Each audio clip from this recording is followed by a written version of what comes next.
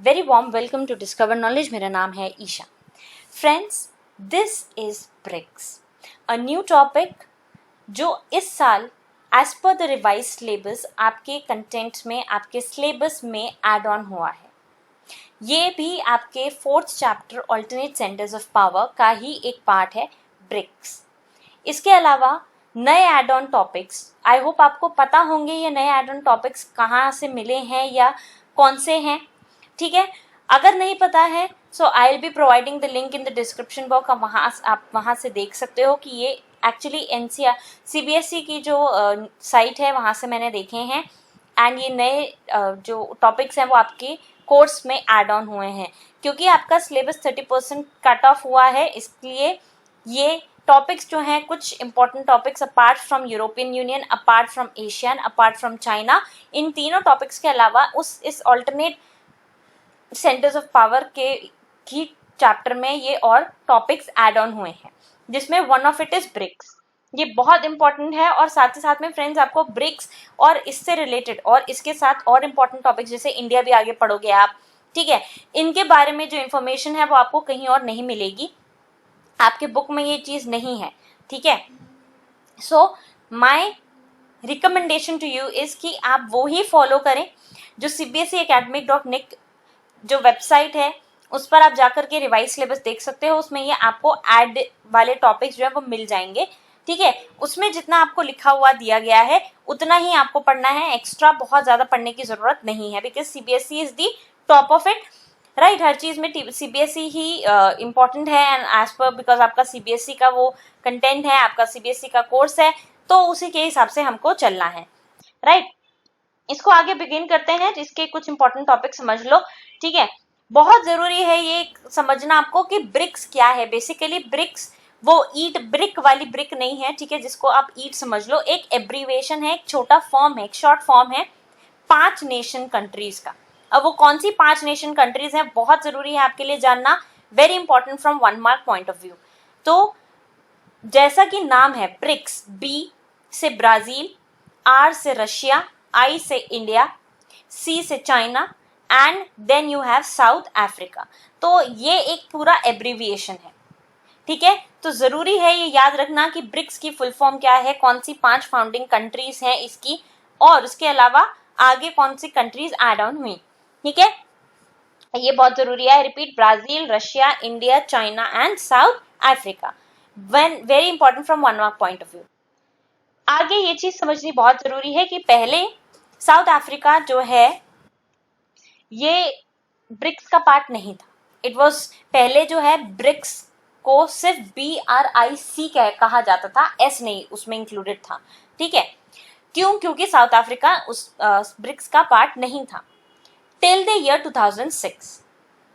ठीक है, 2006 में जब ये एस्टैब्लिश हुआ, तो आपको ये याद रखना है कि ब्रिक जो साउथ अफ्रीका के बिना था, ठीक है, जिसमें साउथ अफ्रीका पार्ट नहीं था, वो जो फाउंडिंग 4 कंट्रीज थी ब्रिक्स की, वो किसने एस्टैब्लिश करी और कब एस्टैब्लिश हुई? तो ब्रिटेन कह सकते हैं, सॉरी, ब्राजील, रशिया, इंडिया और चाइना ने मिलकर के, ब्राजील, रशिया, इंडिया और चाइना ने मिलकर के ये 2006 में ब्रिक्स एस्टैब्लिश किया।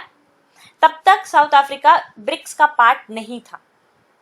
ठीक है, 2009 में ब्रिक्स में साउथ अफ्रीका की मेंबरशिप पे अग्री हुए।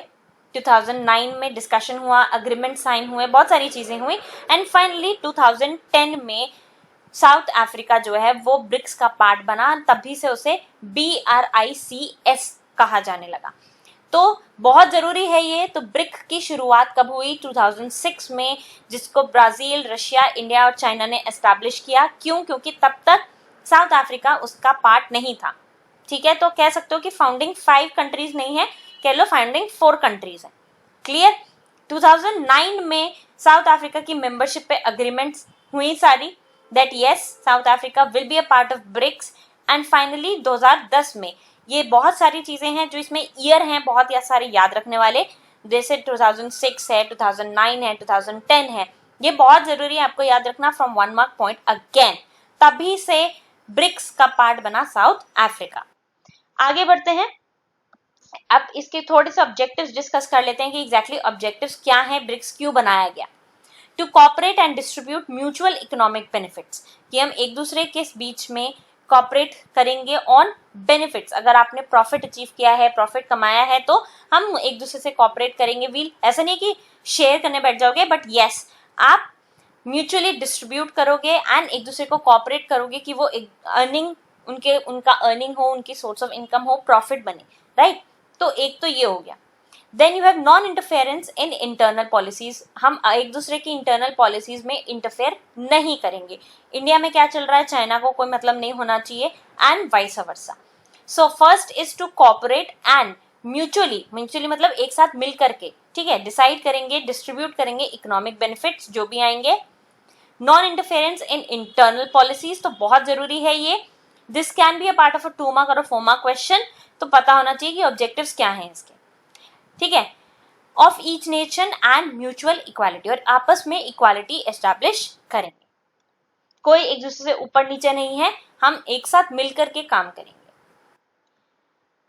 बहुत जरूरी है ये भी कि 11th कॉन्फ्रेंस ब्रिक्स की, ठीक है, एक हेल्ड हुई थी इन ब्राजील, और ये अभी हुई है, in fact in the previous year 2019 में ये हुई थी कंडक्ट। तो आपको पता होना चाहिए कि ये 11th कॉन्फ्रेंस ब्रिक्स की हेल्ड ऑन हुई थी 2019 में, और कहाँ हुई थी, ब्राजीलियन प्रेसिडेंट ने इसे चेयर किया था, जिनका नाम है जेयर बोल्सोनारो।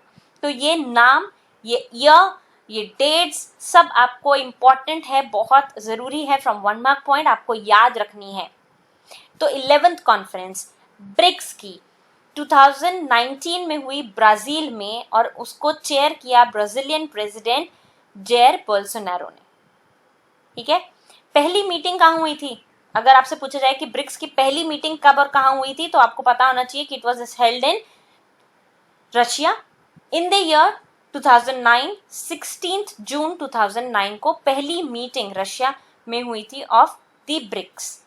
और इस ब्रिक्स का हेडक्वार्टर कहाँ है, हेडक्वार्टर है शंघाई में, चाइना में। क्लियर, तो बहुत जरूरी है, from 1 mark point 2 mark point, very important.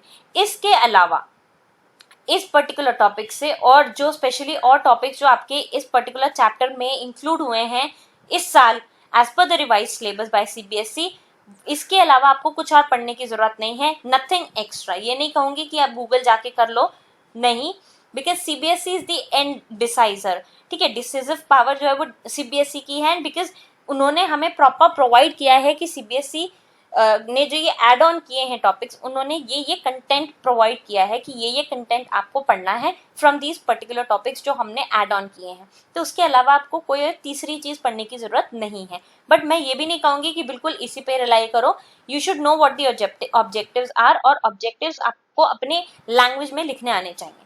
Clear, मैंने आपको यहाँ पे इंपॉर्टेंट टॉपिक्स ये बता दिए हैं, तो ये सारी ही चीजें याद रखनी है आपको। सो आई होप आपको समझ में आया है, एंड अगर कोई डाउट है, कोई क्वेरी, आप मुझे कमेंट सेक्शन में लिख सकते हो। Stay tuned for further updates everyone. Till then, don't forget to like, subscribe and share to my channel. Thank you.